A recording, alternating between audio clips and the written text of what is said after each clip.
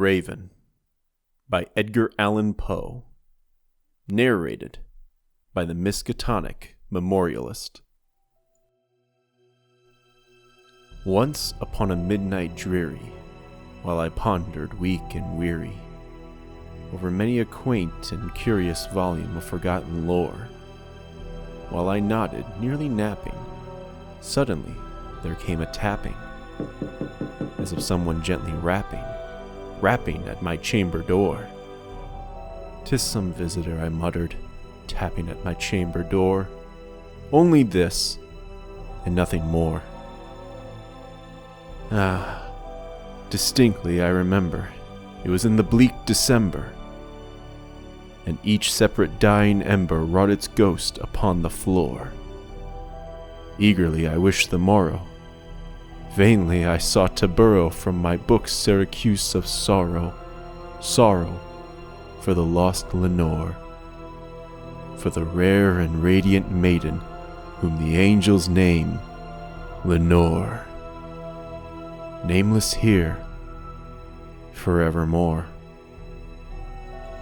And the silken, sad, uncertain rustling of each purple curtain thrilled me, filled me with fantastic terrors never felt before, so that now, to still the beating of my heart, I stood repeating, "'Tis some visitor entreating entrance at my chamber door, some late visitor entreating entrance at my chamber door. That it is, and nothing more." Presently my soul grew stronger, hesitating then no longer. "Sir," I said, "or madam, truly your forgiveness I implore, but the fact is I was napping, and so gently you came rapping, and so faintly you came tapping at my chamber door, that I scarce was sure I heard you. Here I opened wide the door. Darkness there, and nothing more. Deep into that darkness peering, long I stood there wondering, fearing, doubting, dreaming dreams no mortal ever dared to dream before.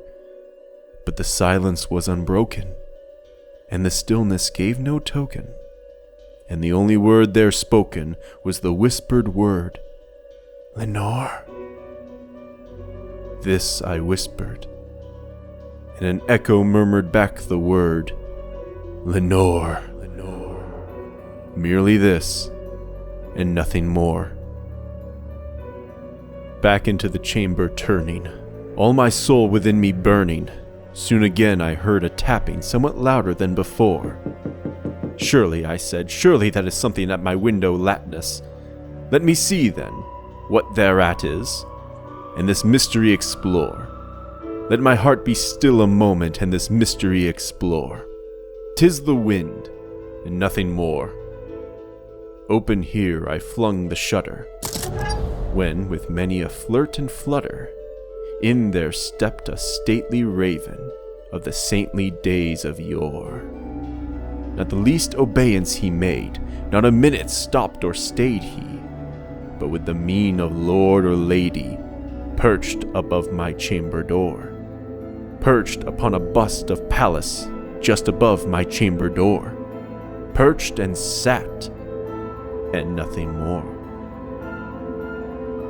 Then this ebony bird, beguiling my sad fancy into smiling, by the grave and stern decorum of the consonants it wore.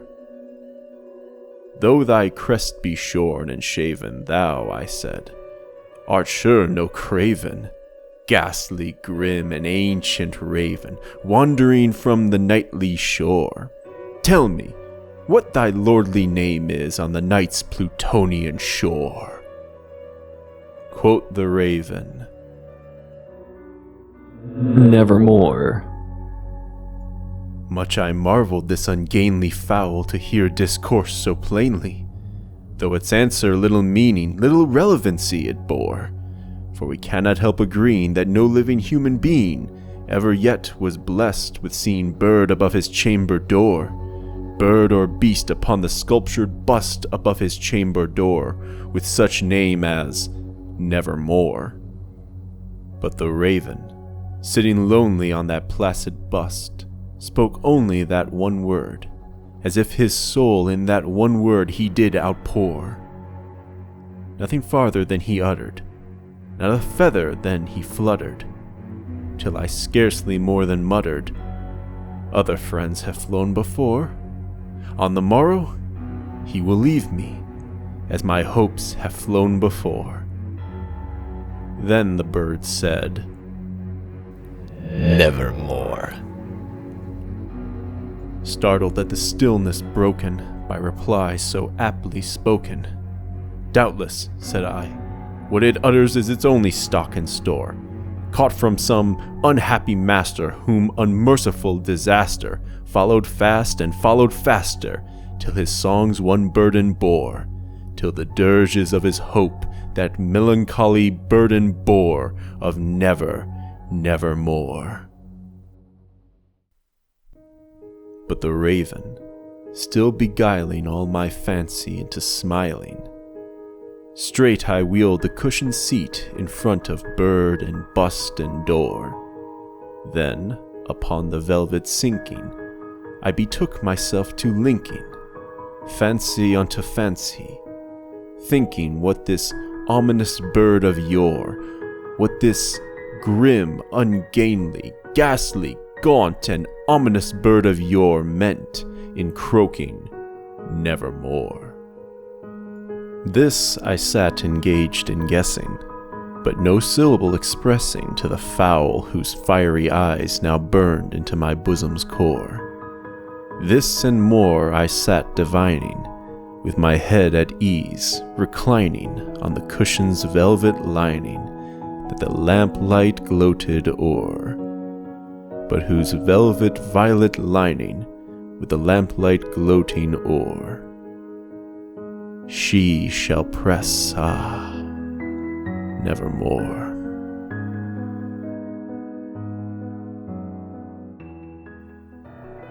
Then methought the air grew denser, perfumed from an unseen censer, swung by seraphim whose footfalls tinkled on the tufted floor.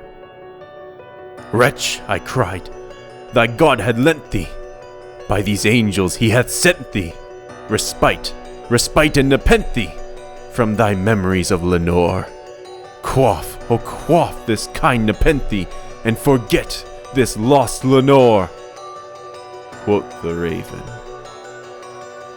"Nevermore." "Prophet," said I, "thing of evil, prophet still if bird or devil, whether tempter sent or whether tempest tossed thee here ashore, desolate yet all undaunted on this desert land enchanted, on this home by horror haunted, tell me, truly I implore, is there balm in Gilead? Tell me, I implore." Quoth the raven, Nevermore. "Prophet," said I, "thing of evil, prophet still if bird or devil, by that heaven that bends above us, by that God we both adore, tell this soul with sorrow laden, if, within the distance Aden, it shall clasp a sainted maiden whom the angels name Lenore. Clasp a rare and radiant maiden whom the angels name Lenore." Quoth the raven, Nevermore. "Be that word our sign of parting, bird or fiend," I shrieked, upstarting. "Get thee back into the tempest and the night's Plutonian shore. Leave no black plume as a token of that lie thy soul has spoken. Leave my loneliness unbroken. Quit the bust above my door. Take thy beak from my heart and take thy form from off my door." Quoth the raven, "Nevermore."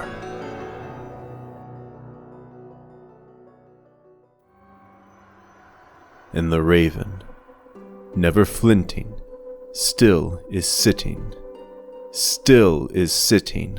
on the pallid bust of Pallas just above my chamber door.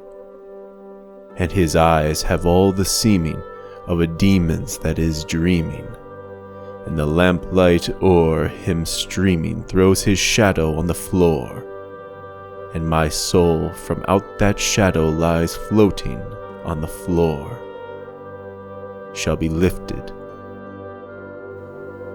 Nevermore.